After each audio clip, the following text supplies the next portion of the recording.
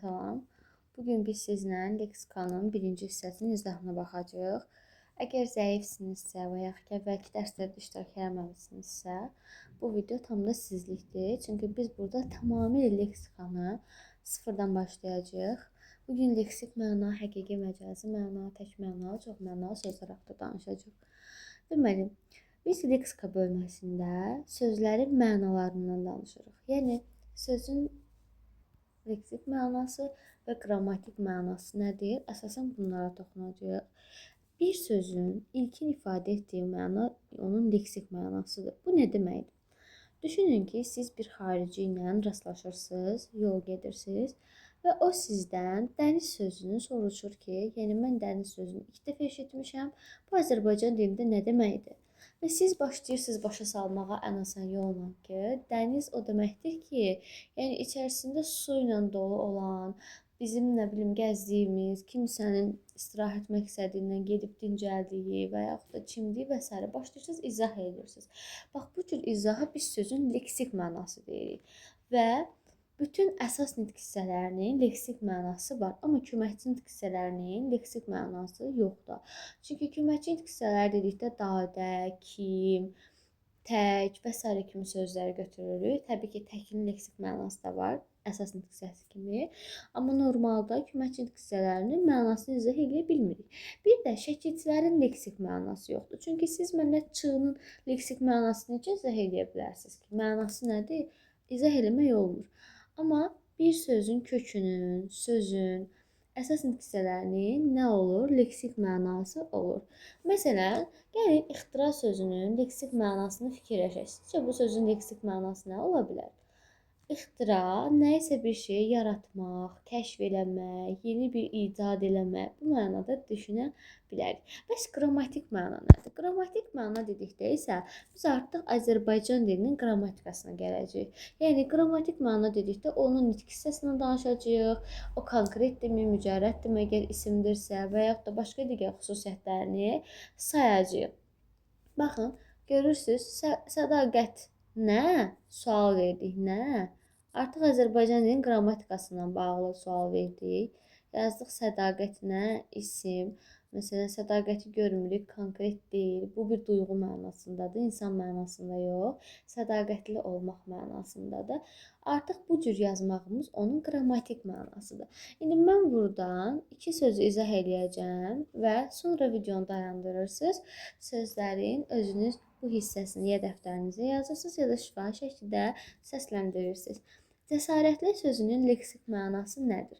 Belə izah edə bilərik ki, cəsarətli, qorxmaz, igid, cəsur mənasındadır. Və biri sizdən sorulsa tutalım ki, Azərbaycan dilini bilməyən birisi cəsarətli nə deməkdir? Siz deyirsiniz ki, yəni cəsarətli o deməkdir ki, o qorxmur heç nədən, o artıq igiddir. Bu formada izah edirsiniz. Baxın, bu artıq sözün leksik mənasıdır.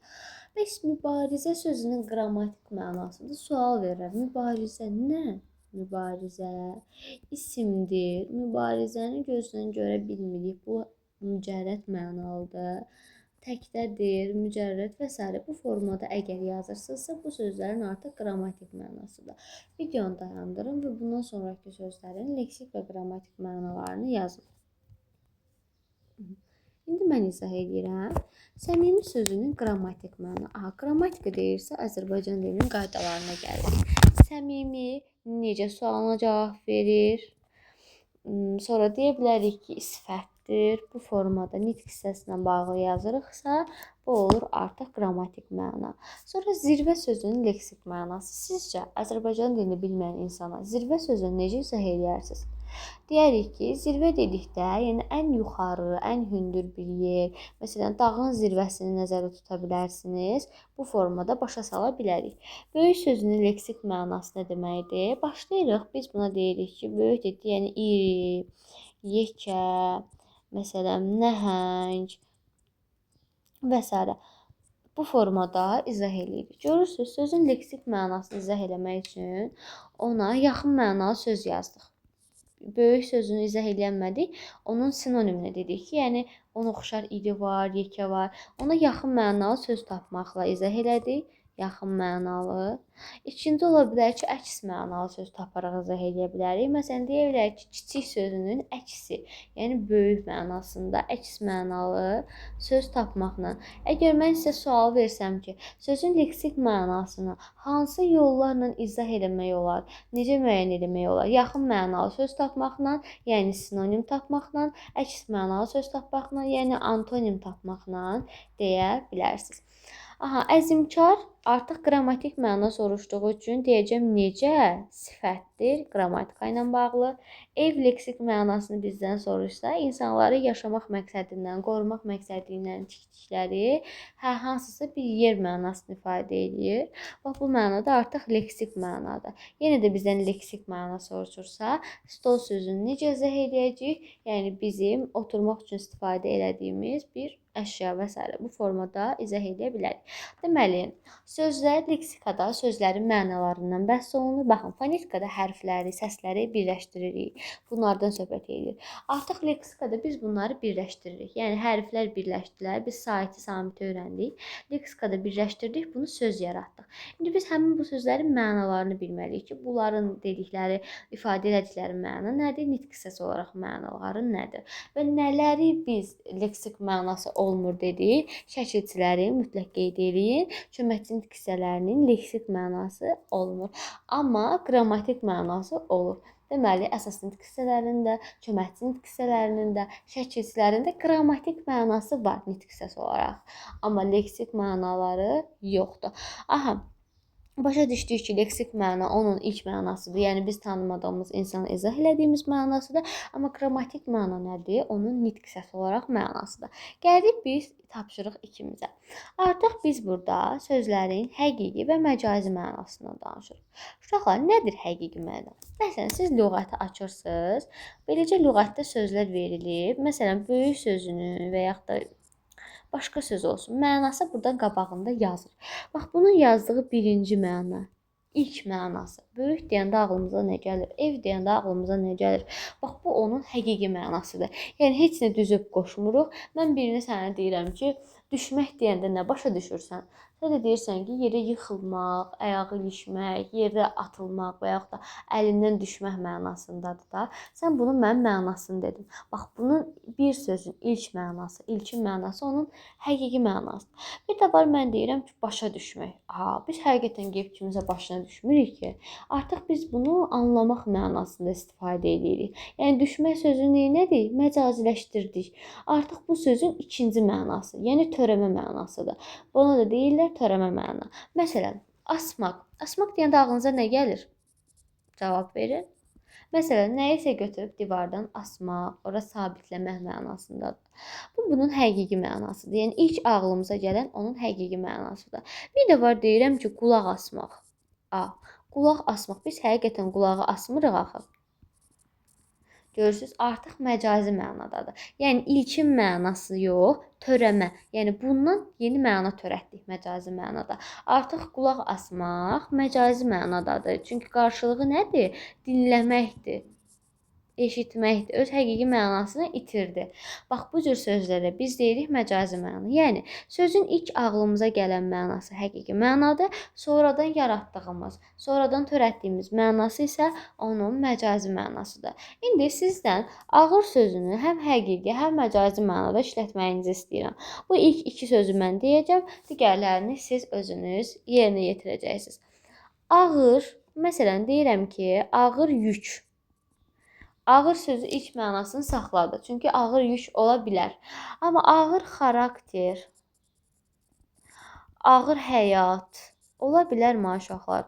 Siz həyatı əlinizə alıb onun ağırlığını ölçə bilirsiniz və yaxud da xarakterinizi əlinizdə tutub və yaxud da tərəziyə qoyub onu ölçə bilirsinizmi ağırlığını? Yox. Bu məcazi mənadadır, həqiqi deyil. Siz bir sözün məcazi olduğunu tapmaq üçün ilk öncə oradakı sözə diqqət yetir. Məsələn, ağır xarakter, düşün. Ağır nə deməkdir? Bir şeyin çoxlu çəkisinin ağır olduğu. Bəs mən xarakteri əlimdə ölçə bilirəm? Yox. Deməli, bu məcazi mənadadır. Məsələn, şirin meyvə. Deyirsiniz ki, meyvəni yeyirəm, görürəm ki, oradan şirin dad gəlir. Və yaxud da mən hansısa bir şirniyyatı yeyirəm, şirin dadı hiss edə bilirəm. Burada heç bir problem yoxdur. Amma əgər mən tutalım ki, şirin qız desəm, Mən bu qızı yeyib dadına baxa bilmirəm, ay uşaqlar. Şirin qız olar heç. Baxın, artıq məcazi mənada işlədirəm. İndi bu sözlərin hər birinizi düşünməyinizi istəyirəm. Nə qədər düşünsəz, mətn testlərini o qədər yaxşı yazacaqsınız. İndi videonu başladırsınız. Deməli, açmaq sözünü düşünün. Həqiqi mənada nə aça bilərəm? Məsələn, qapını aça bilərəm. Qapını açmaq və yaxud da ki, evi açmaq, yəni evin içərisinə girməkdə evin qapısını açmaq. Bu formada işlədə bilirəm. Gəlin indi açmaq sözünü məcazi mənada işlədək. Məsələn, ürəyini açmaq. Açmağın ilkin mənası nədir? Məsələn, nəyisə açmaq, içəriyə daxil olmaq. Biz həqiqətən ürəyimizə çıxardıq, belə kəsib, açıb. Ürəyini açmaq nə deməkdir? Yəni danışmaq mənasındadır da. O formada eləyirik? Yox. Deməli, açmaq sözü ilk mənasını itirdi artıq. Törəmə məna yarandı. Məsələn, deyirəm ki, bərk əşya olsun, məsələn, bərk maşın. Bu həqiqətən ola bilər də. Maşını əlinizi vurursunuz, görürsünüz bərkdir. Və yaxud da bərk bir maddə ola bilər. Amma məsələn desəm ki, onun bərk xarakteri var, xasiyyəti var. Və siz xarakteri əlinizə alıb onun bərkliyini yoxlaya bilərsiniz? Yox. Bu artıq oldu məcazi məna. Soyuq insan, yəni soyuq insan o deməkdir ki, danışmır heç kəslə, ünsiyyət qurmur. Heç insan da buz kimi ola bilərmi əlinizi vuranda? O mənada yox ki, onun bədəni soyuqdur. Yəni danışmayan insana siz soyuq, buz insan olaraq görürsüz? Yox, əlaqəsi yoxdur axı. Amma deyə bilərəm ki, soyuq su artıq bu avtomatik olaraq həqiqidir. İsti münasibət, yəni bir insana qanı qaynayan insanlar deyirsən ki, ona bir isti münasibətim yarandı. Heç bir münasibəti siz görürsünüz ki, o da isti olsun. Bu məcazi mənadadır. Amma bir də var deyirəm ki, məsələn, isti su, məsələn, isti yemək, digər sözlərdə onun kimi və s. vaxt itirməyək. Aha. İndi biz sözün həqiqi məcazi mənasını başa düşdük. Birinci sözün ilk mənasını bildik ki, leksik mənası var. Bir də qrammatik mənası var. Leksik mənası odur ki, tanımadığın adama sözün mənasını izah edirsən. Həmin bu leksik mənada da ola bilər məcazi, ola bilər həqiqi. Əgər bu leksik mənalı söz izah elədiyin mənasını saxlayırsa, bu həqiqidir, yəni ilk mənasını. Amma yox, ilk mənanı itirdi. Məsələn, soyuq sözü öz mənasını itirdi, törətdik, başqa bir məna yaratdıq, məcazi məna yarandı. İndi sizə tək mənalı və çox mənalı sözlərdən danışacağam. Əgər mənadan biri həqiqi, bayaq işlədirdik, ha, biri həqiqi, biri məcazi. Biri məcazidirsə, bax biz buna deyəcəyik çox mənalı sözlər. Niyə? Çünki bir mənası həqiqidir, bir mənası məcazidir. Amma əgər yox, sadəcə bir mənası varsa, başqa bir mənası yoxdur. Məsələn, televizor sözünün hansı mənası var? Yəni başqa heç bir mənası yoxdur. Amma biz burada şirin sözünü həm meyvə kimi işlətdik, həm başqa mənada işlətdik. Məsələn, ağır sözünü həm ağır yük mənasında işlətdik, həm ağır xarakter mənasında işlətdik. Biri həqiqi oldu, biri məcazi oldu. Bir həqiqi, bir məcazidirsə biz buna nə deyəcəyik? Çox mənalı söz deyəcəyik. Yəni bayaqdan bəri istifadə etdiyimiz sözlərin demək olar ki, hamısı çox mənalı sözlərdir. İndi mən sizə istəyirəm ki, kompüter sözünün tək mənalı yoxsa çox mənalı olduğunu mənə deyəsiniz. Kompüter tək mənalı sözdür. Niyə? Çünki bunun başqa bir mənası yoxdur. Kompüter elə kompüterdir. Amma üz sözünü, məsələn, bizim üzümüz, yəni üzümüzün ön tərəfini görürsüz də. Bu bizim üzümüzdür, yəni sifət mənasında. Bir də var ki, suyun üzü. Ondan sonra məsələn deyirsiniz ki, qatığın üzü. Ay uşaqlar, biz öz üzümüzə baxıb ona üz deyirik də. Çünki bizim də bədənimizin, başımızın ön hissəsinə üz deyirik. Qatığın da üst hissəsinə üz deyirik. Suyun da üst hissəsinə üz deyirik. Artıq bunu neynədik? Məcazi mənalı ifadə yaratdıq. Deməli bu nədir? Çox mənalı sözdür. Baxın, tutalım ki, bir insan düşünün. Bu insanın qoludur. Buna dedim qol. Bir dənə də ağac düşünün. Bu da ağacın budaqlarıdır. Bunun əsl adı budaqdır. Amma mən götürdüm insanın qoluna oxşatdım. Buna dedim ki, qol. Aha. Məsələn, bir qapı düşünün. Bu qapının belə bir qolu var. Əslində bunun özünün adı var da. Qapının qulpu da. Amma mən burdakı qolları, çıxıntı hissəsinə görə buna da qapının qolu dedim. Bax, bunların hamısı məcazi mənalardır və çox mənalı sözlərdir. İnsanın qolu həqiqidir, digərləri məcazidir. Bayaq dedik. Biri həqiqi, digəri məcazidirsə bu çox mənalı sözdür. Və çox mənalı sözlər ilk mənalarını itirmirlər uşaqlar. Qəti şəkildə ilk mənalarından uzaqlaşa bilmirlər. Yəni qol deyəndə hamısında eyni şeyi nəzərdə tutaraq qol demişəm.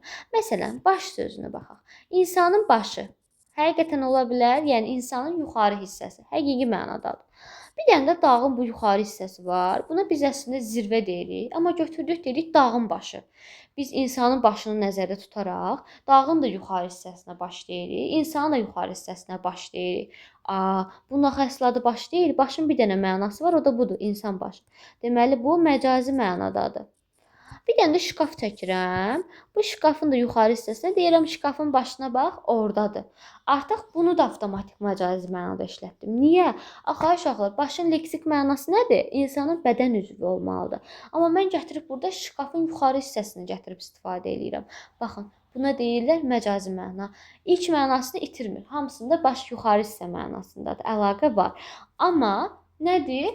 Onun bir dənə adı var. Öz leksik mənası baş sözünün orqanıdır. Sən dağa da dağın başı da desən, şkafın başı da desən, evin başı da desən, nə deyəsən de, bunlar artıq məcazi mənadır. Bunu necə bilirik? Əgər sizə desə ki, evin başı, siz desəz ki, hə də evin başı var. Xeyr, evin təpəsi, evin yuxarısı, evin zirvəsi ola bilər, amma baş sözünün ilk mənası nədir? Orqan. Siz buna nə deyəcəksiniz? Çox mənalı söz deyəcəksiniz. Çox mənalı nə deməkdir? Məcazi mənada işlənir. Bir mənası həqiqidir, həqiqətən insanın başı var, amma şkafın bizim kimi başı yoxdur. Dağın bizim kimi başı yoxdur. Artıq bu nə olur? Məcazi, mənalı ifadə olur. Digər, məsələn, traktor tək mənalı sözdür, başqa mənası yoxdur. Məsələn, qol sözünü, baxaq, insanın qolunu oxşatdıq, ağaca da qol dedik, qapıya da qol dedik. Neynədik? Artıq məcaziləşdirdik. Aeroport tək mənalıdır, çünki başqa mənası yoxdur. Amma baş, insanın da başı var, dağın da yuxarı hissəsinə baş deyirik. Hamısı bu mənada nədir? Çox mənalı sözdür. Əminəm ki, artıq başa düşdünüz. Bir də var omonimlər. Omonimlər nə deməkdir? Omonimlər odur ki, onların mənaları hamısı həqiqi mənadır. Yəni hamısı leksik mənadır. Biz hamısını da sanki bir turistə başa salırmış kimi deyəcəyik. Necə? Biri var at. At deyəndə ağlınıza nə gəlir? Biri var heyvan, at. Bir də var deyirsən ki, nəyisə mənə atmaq. Omonimi tapmaq üçün maq artıranda ortaya çıxır. Məsələn, bir də deyirəm ki, topu atmaq. Uşaqlar, bayaq biz insanın yuxarı hissəsindən, dağın yuxarı hissəsini, şkafın yuxarı hissəsini çox mənalı adlandırdıq. Amma burada bir dənə heyvan mənasında at, bir dənə də nəyisə tullamaq mənasında heç biri bir-birinə oxşamır. Bax, əgər bir sözün iki mənası varsa və heç biri bir-birinə oxşamırsa və hər ikisi də həqiqidirsə, heyvanı da görürəm, nəyisə də ata bilirəm. Bax, buna deyirlər omonimlər. Deməli, necə yadda saxlayırıq? Omonimlər həqiqi olur və heç biri bir-birinə bənzəmir. Məsələn, tut. Biri var, meyvə olaraq bura tut çəkirəm. Bir də var, deyirəm ki, ala bunu tutmaq. Nəyisə əlimdə tutmaqla ağacdakı meyvənin arasında əlaqə yoxdur. Deməli, ikisi də həqiqidir, ikisi də nədir? Omonimlərdir. Omonim odur ki, bax, deyilişi də eynidir, yazılışı da eynidir. Heç bir fərqli yoxdur. Tut yazıram, tut deyirəm. Heç fərqim yoxdur. Amma mənaları nədir bir-birindən? Başqa-başqa mənalar olmalıdır. Və bütün mənalar nə olmalıdır? Həqiqi. Əgər mənanın biri həqiqi olarsa, biri məcazi olarsa, bu zaman burada nə olur? Çox mənalı söz olur. Bunu yaddan çıxartmaq olmaz. Amma ikisi də həqiqi olarsa nə olar? Bu zaman olacaq antonimlər.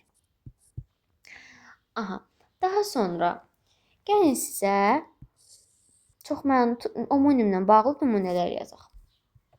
Və elə sözlər var ki, onlar həm çox mənalıdır, həm omonimdir. Bunlar da ən çox bizim bədən üzvlərimizdə, boğazdır, dildir, bütün bədənimizdə qoldur, üzdür, hər şey demək olar ki, çox hissəsi nədir? Həm çox mənalıdır, həm də omonim olan sözlərdir.